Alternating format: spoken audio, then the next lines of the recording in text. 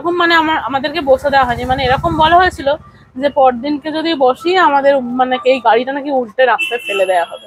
Job চলে গেল, আবার বাচ্চা, মানে কিভাবে মানে সংসারটা কিভাবে চলবে। গরম গরম খাও আর হিট হয়ে বাড়ি যাও। এই সেই আমার পকোড়া, এই সেই আমার বললেস পকোড়া, এই সেই রসগোল্লা।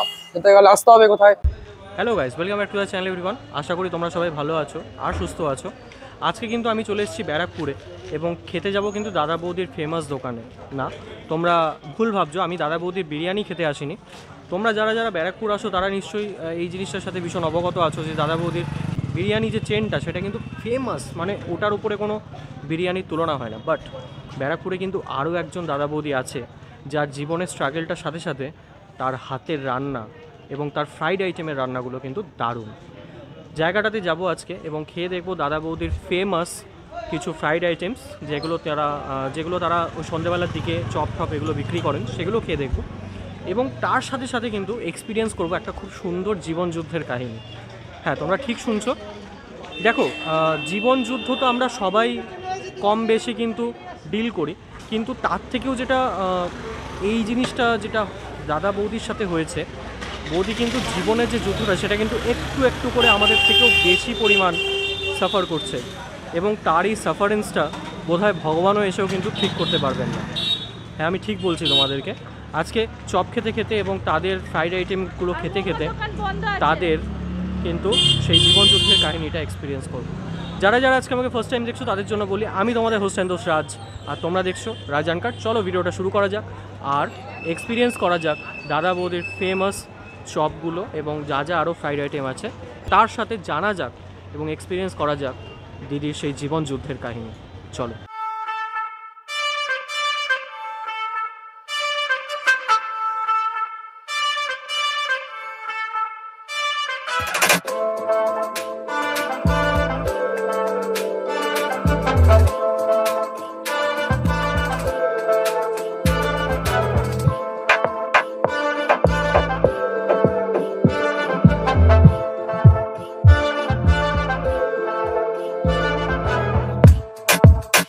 কেমন আছো দিদি?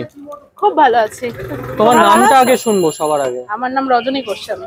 রজনীদি, রজনীদি কদিন ধরে এই ব্যবসাটা তুমি করছো এবং তোমার পিছনের এই ব্যাকগ্রাউন্ডের যে স্টোরিটা সেটা আমি শুনবো।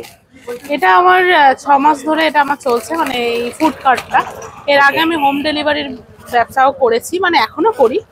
তো বলতে গেলে কাহিনীটা 2019 থেকে শুরু হয়েছে আমরা তখন, আমার হাজবেন্ড তখন একটা কর্পোরেট সেক্টরে জব করতেন। তো মোটামুটি সব ঠিকঠাকই চলছিল। তারপরে আসলো করোনাতে হাজবেন্ডের জবটা চলে যায়। তারপরে তো আমার ছেলে তখন হয়ে গেছে, মানে আমার বাচ্চা।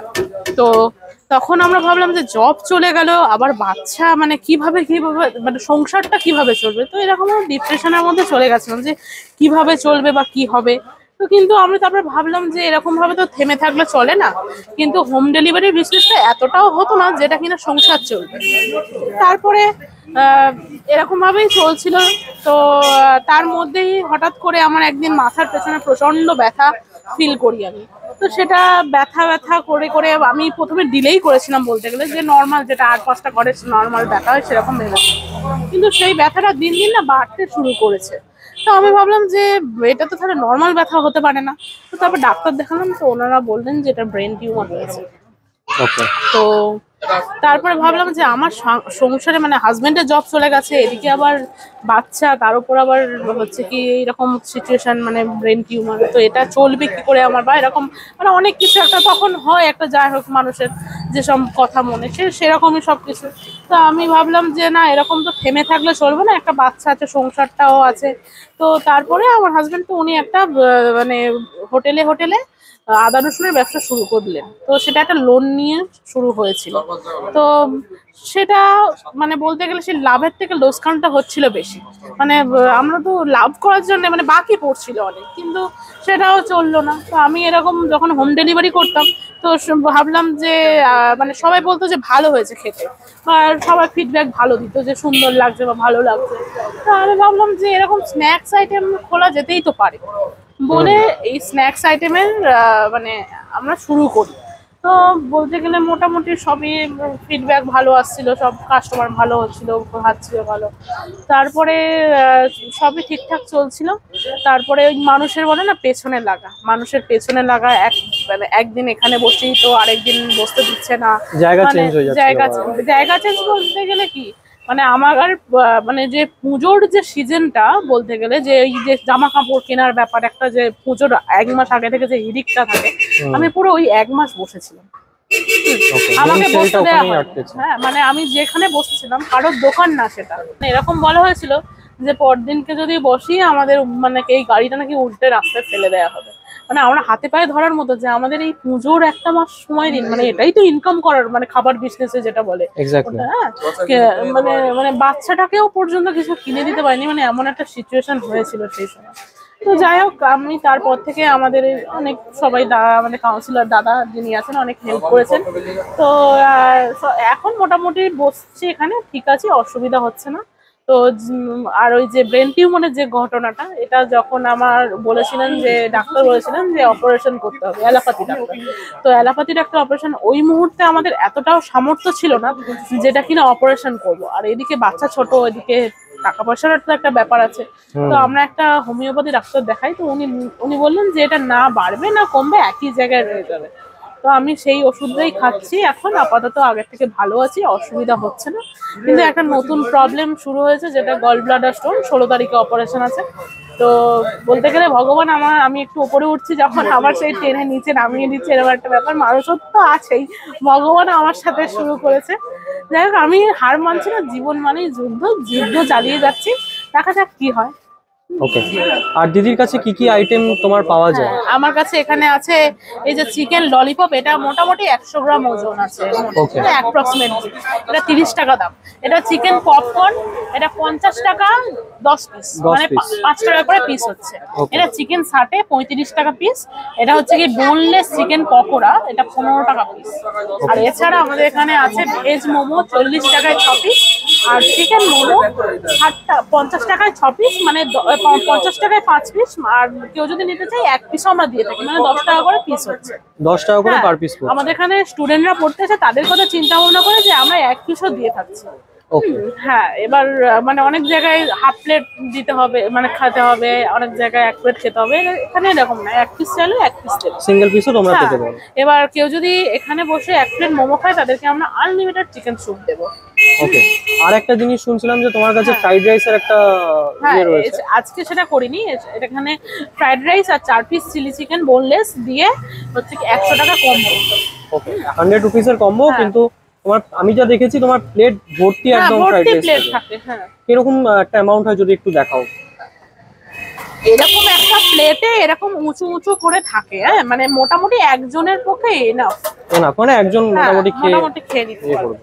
আর সেটা আমাদের এখানে ফ্রাইড মোমো হয়, সেটা মানে 40 টাকার ভেজটা, ভেজ হলে স্টিম, মানে যেটা স্টিম সেটা 40 টাকা, আর যদি ফ্রাইড নেয় সেটা 50 টাকা।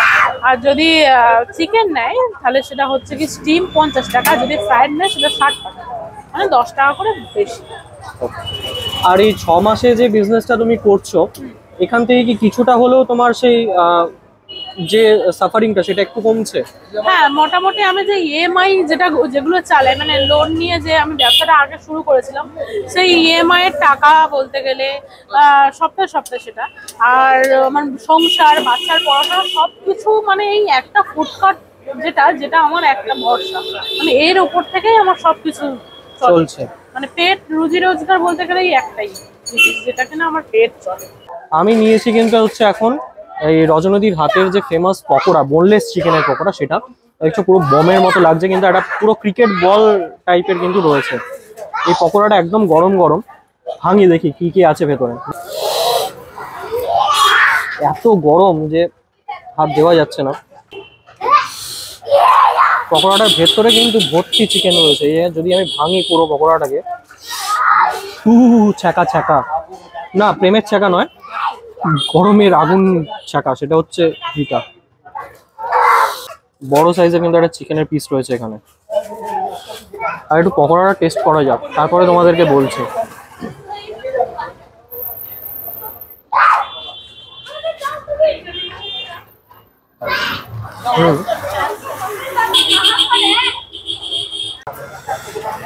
দেখো চিকেনটা কিন্তু পুরো বোনলেস রয়েছে, আর একদম কিন্তু পুরো বাপরে হেভি গরম, সদ্য ভেজে দিয়েছে তো পুরো ছ্যাঁকা লাগছে হাতে, এরকম একটা ব্যাপার।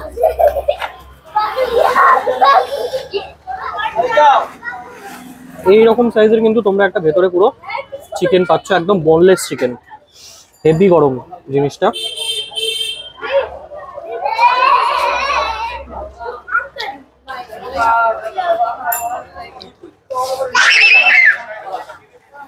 চিকেনটা একদম টাটকা আর ফ্রেশ আর জুসি চিকেন, কিন্তু একদম পুরো জুসি চিকেন। দেখো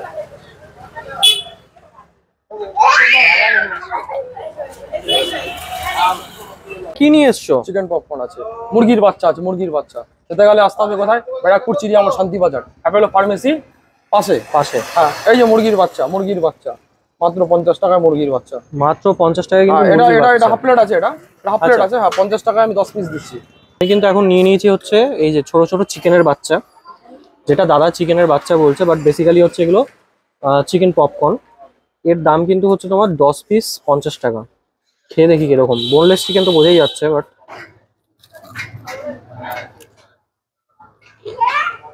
আওয়াজটা দেখলে একদম পুরো ক্রিস্পি যাকে বলা চলে। আর ভেতরে কিন্তু আবার অলরেডি হাফ চিকেন ভেতরে ঢুকে গেছে মুখে, আর এই যে চিকেনগুলো রয়েছে পিসগুলো বেশ ভালো খেতে। আহা, অসাধারণ। ব্যারাকপুর স্টেশন তো তোমরা সবাই চেনো, আর এখান থেকেই কিন্তু হচ্ছে তোমার রজনীদের ওখানে তোমরা যদি যেতে চাও তাহলে এই স্টেশনেই তোমাদেরকে আসতে হবে, এবং এই স্টেশন থেকে নেমেই কিন্তু তোমাদেরকে যেতে হবে হচ্ছে চিড়িয়ামোড়ের দিকে। চিড়িয়ামোড় পৌঁছে কিন্তু তোমরা পেয়ে যাবে হচ্ছে দেখবে ডান হাতে কমলা সুইটস, এবং কমলা মিষ্টি ভান্ডারের পাশ থেকেই কিন্তু তোমাদের দেখবে একটা শান্তিবাজারের দিকে গলি চলে গেছে, যেটা কিনা অ্যাপোলো ফার্মাসির দিকে যাচ্ছে। ঠিক অ্যাপোলো ফার্মাসি আর স্পেন্সার্সের মাঝখানেই হচ্ছে কিন্তু দিদির দোকান, রজনীদির দোকান। তো বন্ধুরা, ভিডিওটা তোমাদের কেমন লাগলো নিচে অবশ্যই কমেন্ট ডাউন করে জানাও। আর যদি ভিডিওটা ভালো লাগে, এই সাকসেস জার্নিটা যেটা তোমার দাদা এবং দিদি স্ট্রাগল করে যে জিনিসটা আজকে দাঁড় করিয়েছে, এবং তাদের যে পিছনের এত একটা সুন্দর একটা স্ট্রাগল লাইফ, সেইটা তোমাদের এই জার্নিটা কেমন লাগলো অবশ্যই ভিডিওর মাধ্যমে কেমন লাগলো নিচে কমেন্ট ডাউন করো। যদি ভালো লেগে থাকে তাহলে কিন্তু ভিডিওটাকে লাইক করে সবার সাথে শেয়ার করো, কারণ আমি চাই যে দাদাদের আরও বিজনেস বাড়ুক, আমাদের মতন আরও যারা ব্লগার্সরা রয়েছে, বন্ধুরা রয়েছে, যে তোমরা এখানে এসো, এই ভিডিওগুলো বানাও, কারণ এই সমস্ত মানুষের স্ট্রাগলটাকেই তুলে ধরা কিন্তু মনে হয় আমাদের ফুড ব্লগারদের কাজ। এবং এই স্ট্রাগলের মাধ্যমে যে আমরা ভালো ভালো খাবারগুলো এক্সপিরিয়েন্স করতে পারছি, এবং chip and best street food যে এত সুন্দর হতে পারে, সেটাও কিন্তু দর্শক বন্ধুদেরকে দেখানোটাও কিন্তু আমাদের কাজ।